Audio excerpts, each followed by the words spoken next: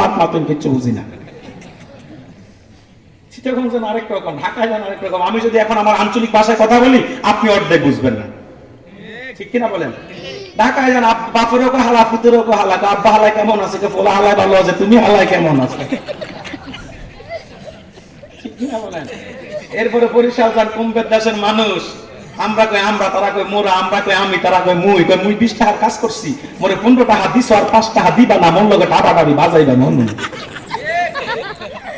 এই যে ভাষার পার্থক্যটা, আমাদের কুমিল্লায় যান, আমরা যারা দক্ষিণ কুমিল্লার মানুষ, নোয়াখালীর পাশে, তো কিছুটা প্রভাব আমাদের উপরে পড়ছে।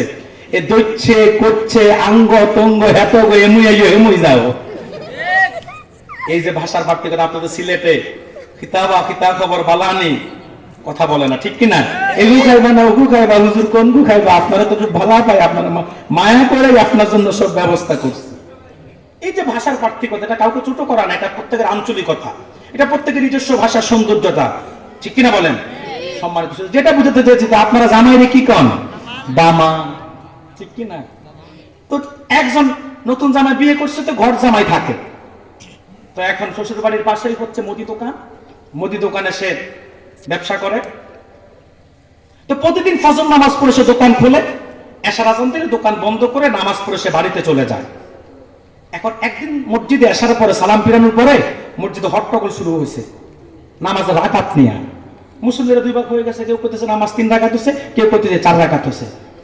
ওই যে দামান যে আপনাদের জামাই, সে দাঁড়াইছে, দাঁড়ায় 100% শিওর এশারের ফরজ আজকে 3 রাকাত হয়েছে। এখন কেউ যদি একটা কিছুর 100% শিওর দেয়, তার থেকে কেন সে সিউরিটি দিল, সেটার জন্য তাকে যাচাই করবে না?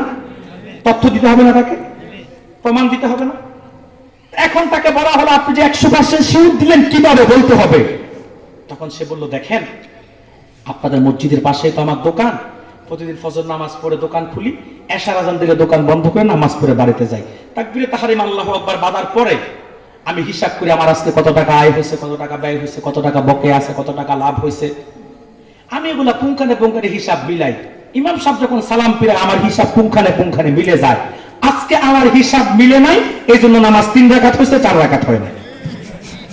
আচ্ছা বলেন, এটা কি ইমানদারের নামাজ না দোকানদারের নামাজ? এই নামাজ সারা জীবন পড়লেও তার কোনো লাভ হবে না। কিন্তু ভাইরা আমার, আল্লাহ হাবিবের সাহাবায়ে কেরাম এত খুশু খুজু বিনয়ের সাথে নামাজ পড়তেন। সাহাবায়ে কেরাম যখন মরুভূমির বুকে নামাজে দাঁড়িয়ে যেতেন, কোনো নড়চড় ছিল না। পাখিরা মনে করতেন মনে হয় গাছের কোনো ঢাল, তারা ঘাড়ে দাঁড়িয়ে যেতেন, মাথার উপরে বসে যেতেন, ঘাড়ে বসে যেতেন। সাহাবী একটু নড়চড় করতো না, বিদায় পাখিগুলো টের পেত না, বুঝতেই পেত না এরা কি মানুষ নাকি কোনো গাছপালা।